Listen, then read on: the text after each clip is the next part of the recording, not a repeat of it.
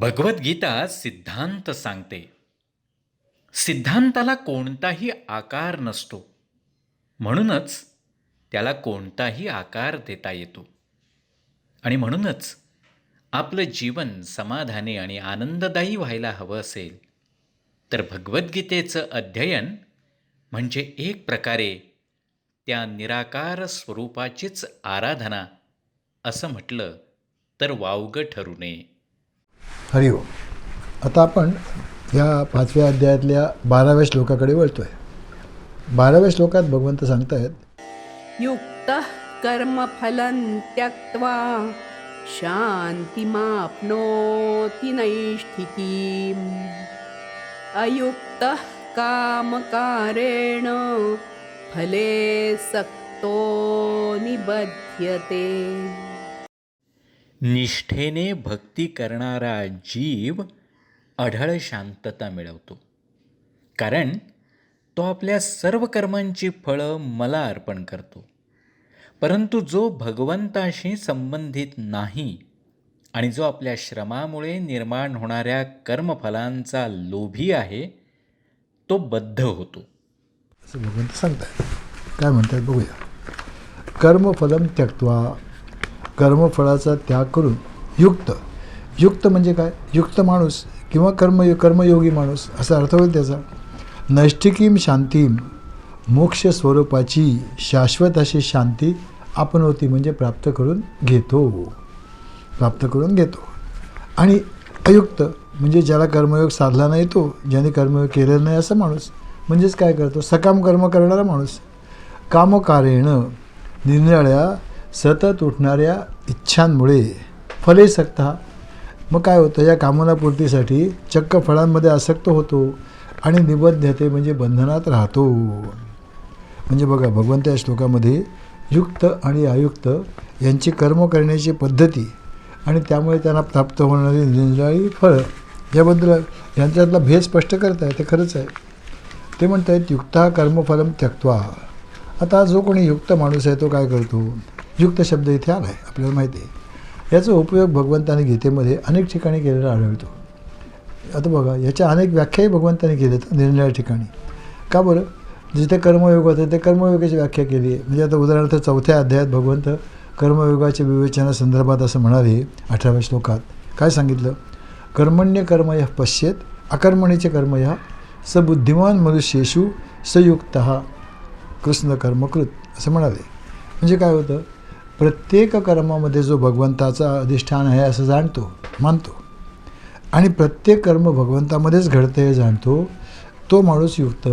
तिथे अशी व्याख्या केली. 6व्या अध्यायात काय होतं? अष्टांगयोगाचा विषय होता, ध्यानयोग होता.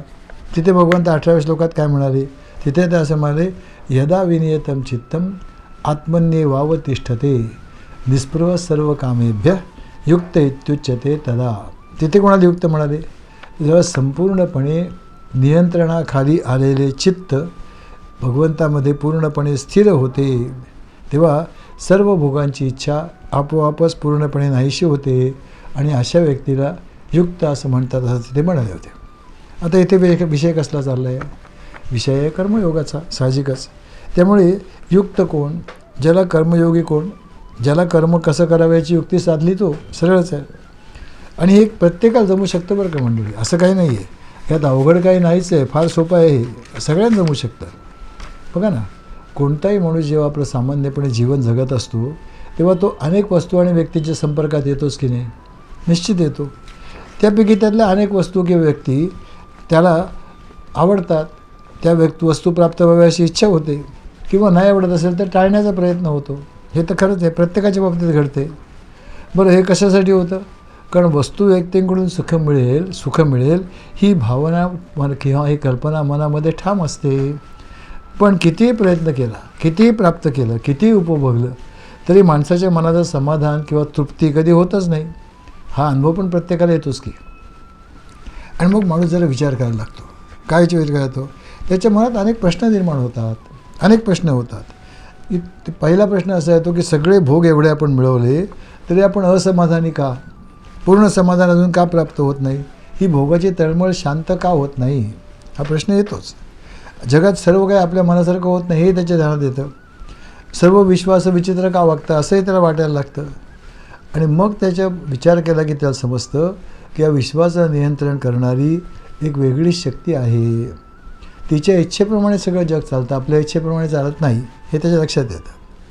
नंतर मग काय करायला लागतो, ती जी काही शक्ती आहे, मग त्याला परमेश्वर म्हणा, देव म्हणा, काही म्हणा, तो त्याच्या पद्धतीप्रमाणे, ज्ञानाप्रमाणे आणि कुवतीप्रमाणे त्या शक्तीची उपासना करायला लागतो.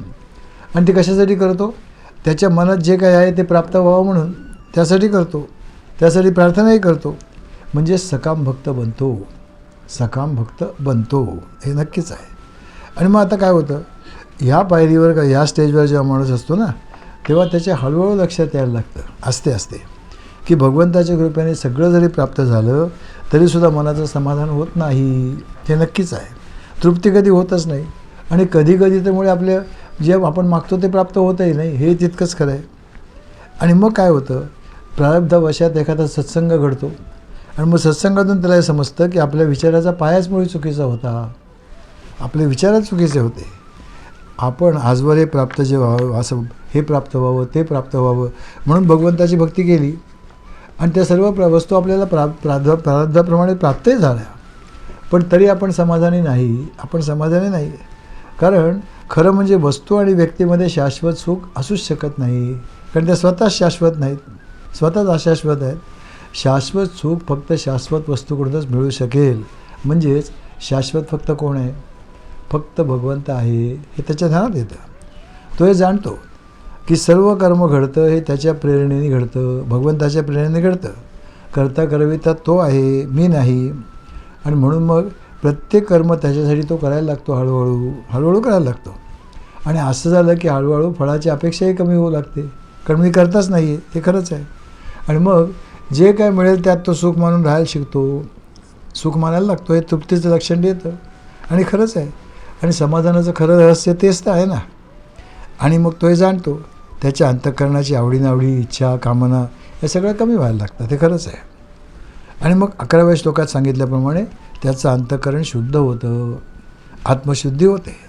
तो कर्माची युक्ती जाणणारा युक्त असा होतो. मंडळी, आता हाच जरा थोडा निराळ्या पद्धतीने विचार समजावून घेऊया. कसला विचार चालला आहे, विषय आपला चालू आहे कर्मफळाचा.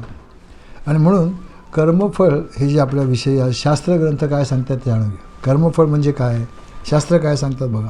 शास्त्रग्रंथ असं सांगतात की कर्मफळं 4 प्रकारचे असतात. एक असतं दृष्ट कर्मफळ. दृष्ट कर्मफळ म्हणजे जे प्रत्यक्षात दिसतं, लगेच प्राप्त होतं. जसं समजा मला भूक लागली, मी जेवणाचं कर्म केलं, काय झालं, तृप्ती झाली, कर्मफळ लगेच मिळालं. हे आहे दृष्टफळ. अदृष्टफळ म्हणजे काय, जे आपण कर्म ह्या शरीरात असतानाच करतो पण त्याचं फळ लगेच मिळत नाही. एकतर ह्याच जन्मात पुढे केव्हा तरी मिळतं किंवा पुढच्या कुठल्या तरी जन्मात मिळतं. अनुकूल किंवा प्रतिकूल परिस्थिती सुखदुःख या रूपाने मिळतं. म्हणजेच ते अदृष्ट फळ असतं, न दिसणारं कर्मफळ, पण ह्याच जन्मातल्या कर्मांचं. तिसरं असतं प्राप्त कर्मफळ.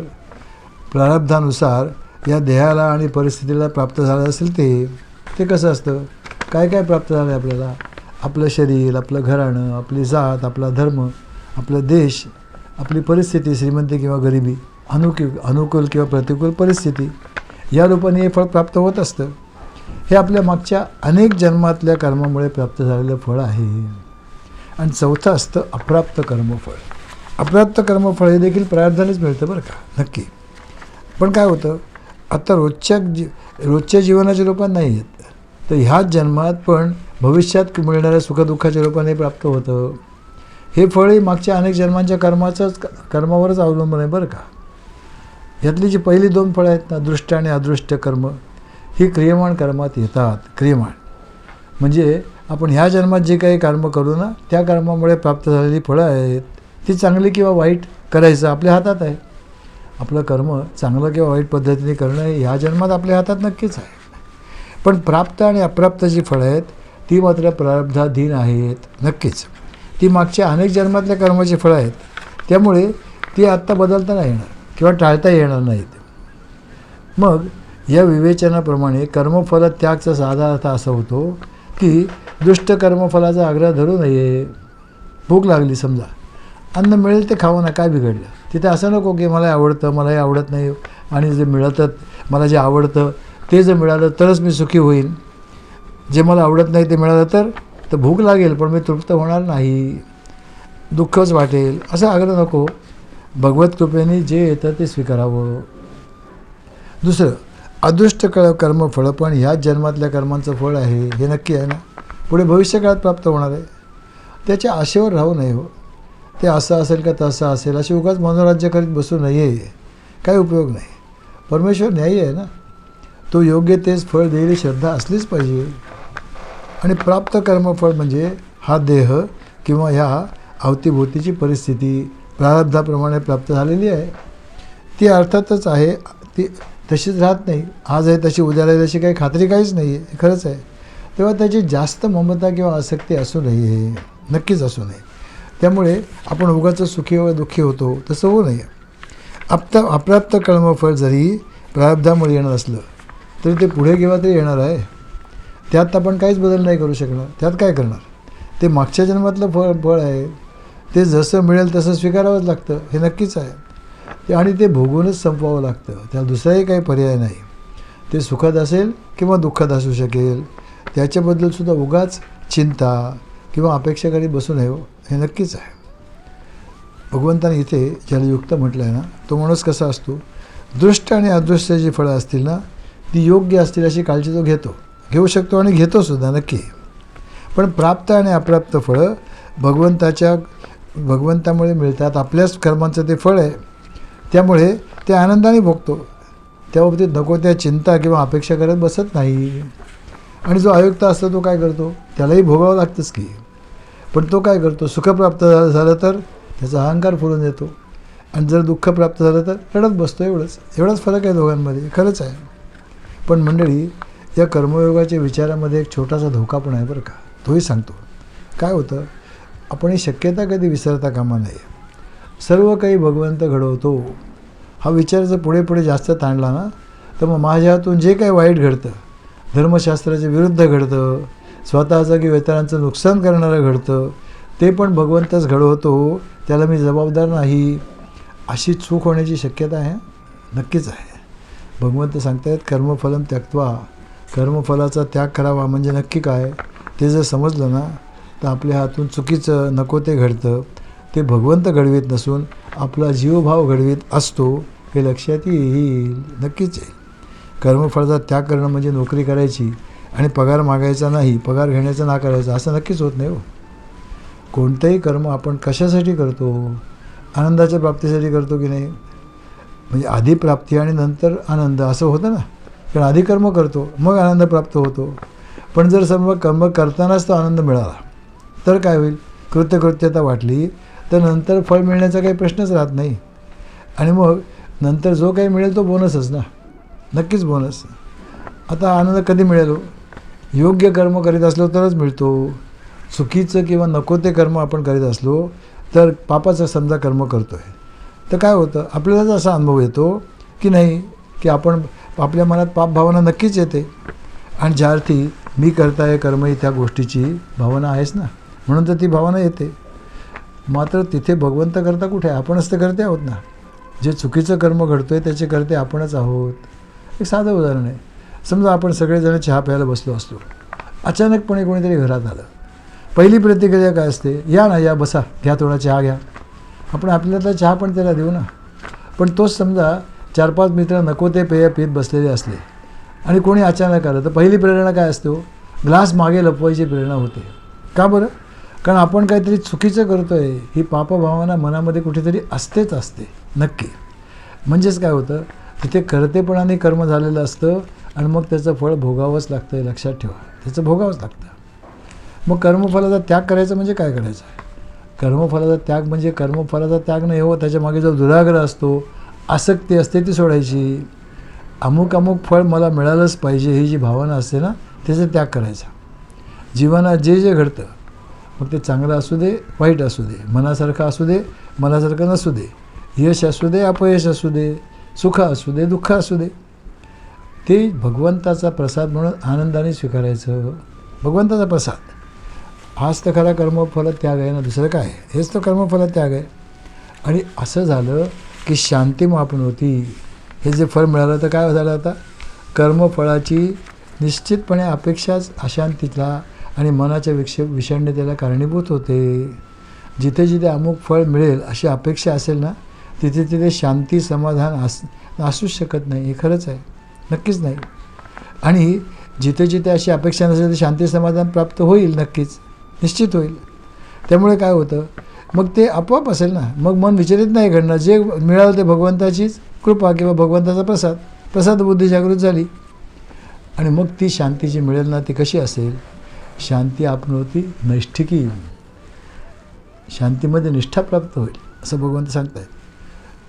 म्हणजे मग आपल्या मनाची शांती वस्तू व्यक्तीच्या प्राप्तीवर किंवा अप्राप्तीवर अवलंबून राहणार नाही, हे नक्कीच आहे. आणि अशी जी असते ना, तीच आहे प्रशांती, तीच प्रशांती आहे. शांती असली, सर्व मनासारखं घडलं तरी शांती, नाही घडलं तरी शांती, म्हणजेच प्रशांती हो. ती प्राप्त होते या कर्मफळाचा त्याग केल्यानंतर, म्हणजेच कर्मफळांच्या सर्व अपेक्षांचा त्याग केल्यानंतर. आणि भगवंताने सोपवलेले जे कर्म आहे ते आपण योग्य रीतीने केलं, याचा आनंद कर्म करतानाच प्राप्त केल्यामुळे प्राप्त होते. याचे विरुद्ध व्यक्तीचे चित्रण दुसऱ्या वेळीत भगवंत करत आहेत. अयुक्त कामकारेण फले सक्तो निबध्यते. जो अयुक्त आहे, कोणाला म्हणायचं अयुक्त, अयुक्त कामकारेण फले, काय होतं, अनेक प्रकारच्या त्याच्या इच्छा आहेत, त्याच्या पूर्तीची अपेक्षा, यामध्येच हा माणूस गुरफटलेला असतो. अशा माणसांना मग शारीरिक सुख, भौतिक सुख यांचं प्रचंड आकर्षण असतं, प्रचंड. बरं, समाजातली सगळी वर्तमानपत्र, जाहिराती, टी व्ही यामधूनही हे हवं ते हवं, ये दिल मांगे मोर असंच सारखं सांगितलं जातं ना, त्यामुळे त्याचाही परिणाम होतोच. त्यामुळे मग जीवनात अधिकाधिक वस्तू जमा करणं आणि आहेत त्या सांभाळणं हेच जीवनाची इतिकर्तव्यता ठरते हो. मग त्यामुळे मग जीवन ही एक ऊर फाटेपर्यंत धावण्याची स्पर्धा, ईर्ष्या, संघर्ष, वस्तुप्राप्तीचं सुख, नाही प्राप्त झाले तर दुःख, पुन्हा नव्या इच्छा, पुन्हा नवे संकल्प, पुन्हा सगळी धावपळ, क्षणभरसुद्धा उसंत अशा माणसाला मिळत नाही. आणि मग काय होतं, क्षणाची शांती मिळत नाही हो, हे नक्कीच आहे. सर्व जीवन पूर्णपणे बहिर्गामी होतं, पूर्णपणे. अशा माणसाचं वर्णन आणि त्याचं वैचारिक अधःपतन भगवंताने दुसऱ्या अध्यायातल्या 62 आणि 63 श्लोकात आपल्याला सांगितलंच. काय म्हणाले तिथे, ध्यायतो विषयान् पुंसः संगस्तेषुपजायते, संगात संजायते कामः, कामात क्रोधो विजायते, क्रोधात भवति सम्मोहः, सम्मोहात् स्मृतिविभ्रमः, स्मृतिभ्रंशात बुद्धिनाशः, बुद्धिनाशात प्रणश्यती. प्रथम जाणीव, मग इच्छा, मग संकल्प, मग प्राप्तीसाठी धडपड, प्राप्त झाली तर तात्कालिक आनंद, नाही प्राप्त झाली तर राग, चडफड, दुःख. आणि मग इंद्रिय, मन आणि बुद्धीसुद्धा या आवडीनावडीने प्रभावित होऊन जातात. आणि जीवनाचे शेवटी काय होतं, मागे वळून पाहिलं तर सुख पाहता जवा पाडे, दुःख पर्वत एवढे हा अनुभव येतो. दुसरं काय, वय वाढत जातं, भोगांची आवड मात्र तशीच राहते, शरीर इंद्रिय साथ देत नाहीत, शरीर अनेक योगांचं घर बनतं हो. आणि शरीराने थकलेल्या आणि मनाने खचलेल्या अवस्थेत हे शरीर सोडून जायची वेळ येते. हे अगदी सत्य आहे, निश्चित आहे. बरं, अशा माणसांची ही निष्ठा इतकी पक्की असते ना, की विषयप्राप्तीचा ध्याससुद्धा इतका पक्का असतो की साधक बाधक विचारही मनात येत नाहीत हो, साधे विचारही येत नाहीत. अहंकारामुळे परमात्म्याची भक्ती सत्ताच ते मानत नाहीत. आणि समजा ती मानलीच ना, तर अधिक भोग कसे प्राप्त करता येतील एवढ्यापुरतीच असते ती, तिचा उपयोग त्यांना तेवढाच असतो. याचं वर्णन भगवंताने 3ऱ्या अध्यायात अहंकार विमूढात्मा कर्ताहमिति मन्यते असं केलेलं आहे. अशी व्यक्ती अगदी सत्संगाला गेली, शास्त्रांचं श्रवण केलं, तरीसुद्धा त्याचं मन मात्र विषयभोगांच्या कल्पनेत रमलेलं असतं. त्यामुळे शास्त्र श्रवणाचा काही उपयोग होत नाही, काही फायदा होत नाही. सतत मनामध्ये विषयांचे भोग, त्यांचं चिंतन, त्यांचीच आसक्ती, हे प्राप्त झालं तर अमुक सुख मिळेल, कसं सुख मिळेल याचं मनोरंजन, न मिळालं तर चिडचिड, बहिर्मुखता, राग द्वेष यामध्ये गुंतलेलं असतं. आणि त्यामुळे आंतरिक शांतीचा अनुभव कधीच येत नाही. अगदी साध्या साध्या गोष्टींनीसुद्धा मन विक्षेपित होतो. साध्या समजा रोज दुपारी 3ला चहा प्यायची सवय आहे, एखाद दिवशी 3च्या ऐवजी 3:30ला चहा मिळाला ना, तरीसुद्धा अशी माणसं फार विक्षेपित असतात. त्यांचं मन मग अशांतच राहतं. अहो भगवंत श्लोकाच्या शेवटी सांगतायत की कर्मफळाच्या आसक्तीने माणूस काय होतं, बांधला जातो, निबद्धते. कर्मफळाची अपेक्षा आहे जीवाचं बंधन आहे, हो बंधनच आहे. आणि हे कर्माचं बंधन 3 स्तरात असतं. कर्म करण्यापूर्वी असतं, कर्म करीत असताना असतं आणि कर्म संपल्यानंतर असतं. आता मागच्या 4-5 श्लोकात भगवंतांनी या 3ही बंधनातून सुटण्याचे मार्गही सांगितलेत बरं का, उपाय सांगितलेत. कर्म करण्यापूर्वी कर्तृत्वभावाची जागृती, त्यातून सुटण्यासाठी काय करायचं, नैव किंचित करोमि इति 8व्या-9व्या श्लोकात सांगितलेली साधना.